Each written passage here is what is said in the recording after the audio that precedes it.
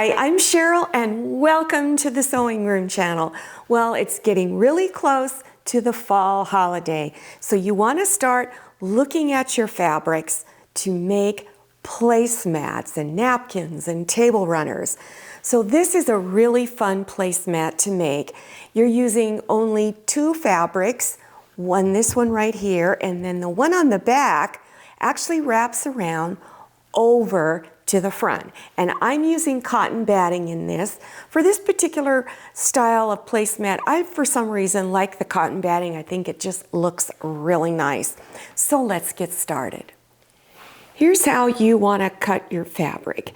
For fabric A, that's the smaller piece that's on the top, you'll just need 13 inches by 18 inches. Fabric B, that's the fabric that's on the back and wraps around over the edges. You'll cut that 18 inches by 23. You'll also need just one layer of cotton batting. You're cutting it the same size as your fabric A, which is 13 inches by 18. Here is my fabric B, and you're going to lay it with the pretty side down. So you're looking at the not so pretty side. You want to do two opposite edges first. Fold it over about a ½ inch and press. So two opposite edges. Then go to the other two edges and fold them over a ½ inch and press.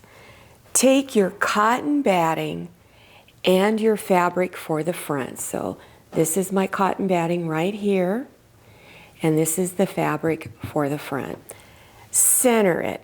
So what I'll do is I'll take either a ruler of some type and I'll measure in just a few spots here and there to make sure that I have about the same amount of fabric sticking out on all four sides, which is going to be roughly 2 inches. Then you want to take two opposite edges and fold them over like this and begin pinning it. So I've just finished pinning this edge and this edge. Then you want to go and stitch real close to this edge all the way down. So from this point right here, you're going to then stitch all the way across over to the edge here. And you do the same thing on the other edge. So after you stitched the two edges down, now you want to cut some of this off, just the part that's folded over, not this here, just this piece. Now here's the folded edge right here.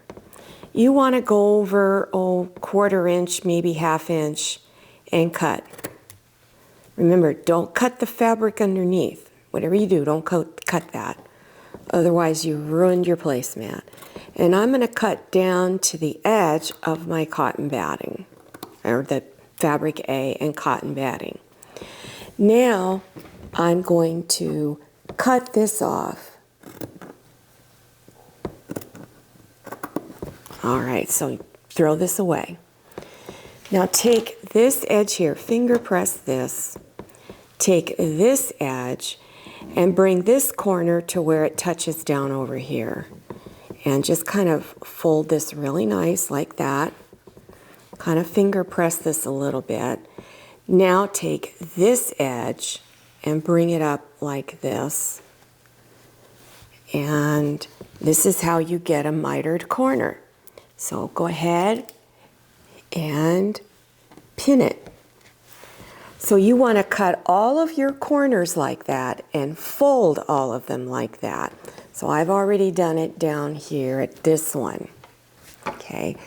And then make sure you've got it pinned all the way across. Then you're going to stitch from over here, this corner, up to the edge up here, and then across, and then down to this corner. And you do that on both sides. The last thing you want to do is doing some quilting stitches. Now, I did a really basic pattern. I used a straight stitch and I changed my stitch length to 3.0. because you're going through multiple layers of fabric, it's a little thicker, so you want to lengthen your stitch. So I started about 1.5 inches in from this edge and 1.5 inches in from this edge. And I came over and did my first line. And actually I started down here, sorry about that. So here's where I started. And you can make the width of your stitch lines any width you want, but I didn't want them too close together. So I did a straight stitch up to here. Now I just eyeballed it. You never want to look at your needle. You want to look at the width of from here over to here. So you're looking over here instead of at your stitch line. So I stitched up to here, and when I got about 1.5 inches away from this edge, I left my needle down through my fabric, turned the fabric, and went across this way about 1.5 inches. Turned the fabric again, and went down to here.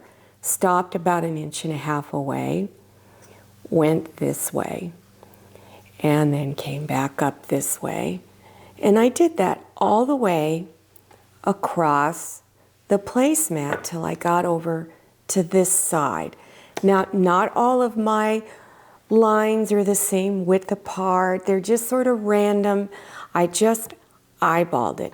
You can choose thread that really stands out a lot, but if you have a hard time with getting straight lines, I would pick a really fabric or a thread that's going to blend in with your fabric that you're using so no one can really see it. The reason why you want to do the quilting stitches is that it holds all the layers together, so when you go to wash them, the cotton batting isn't going to get all weird during the wash cycle. So it's real important. Another thing you may want to do is before you begin doing the quilting stitches is take straight pins and place them here and there to hopefully prevent your fabric from shifting. If you have a walking presser foot, I would put that on, and that way your fabric won't shift. Now I used a regular presser foot and my fabric shifted a little bit, but if you hold your fabric really taut, you don't let it stretch too much, you're going to be able to do it without the walking foot. But if you've got that walking foot, I would use it. So when you get all of that done, this is what it looks like. I'm going to flip it over to the back, and here it is on the back. So you actually have a two-sided placemat. So if one side gets a little dirty and not so nice looking, you can flip it over to the other side.